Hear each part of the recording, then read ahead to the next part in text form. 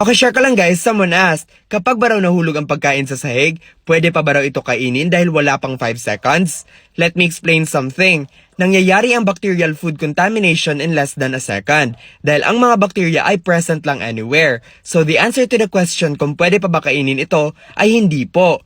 Pero magdedepende ito sa type ng pagkain, sa lugar kung saan nahulog ang pagkain, at sa duration ng time na nahulog ang pagkain. Kapag ang pagkain na nahulog ay mamasa-masa o mataas ang rate ng moisture, mas mataas ang numbers of bacteria na makukuha nito. Because in order for the bacteria to grow, kailangan nito ng moisture. So kapag wet ang pagkain, mas nakakagather ito ng more bacteria than the drier foods. Second, kung ang lugar na nahulugan mo ng pagkain ay obvious na madumi kagaya na lang nito, mas mataas talaga ang chances na madudumihan ang pagkain regardless of the time. However, kung nahulog mo ito sa sahig na malinis naman sa paningin mo, well, as what I have said, hindi natin nakikita ang mga bacteria with our naked eyes. At isa pa, the more flat the surface ng pinaghulugan mo ng pagkain kagaya na lang ng tiled floor, wooden floor, and the like, mas nakaka-transfer ito ng bacteria dahil mas nade-distribute nito ang bacteria evenly sa food mo. Third, para naman sa time, the longer the food sits underground, mas marami ang bacteria na makukuha nito. In totality, kahit ano pang factor yan, kapag nahulog ang pagkain mo,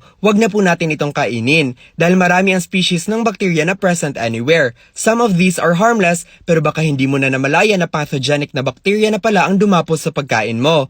Yun lang, bye!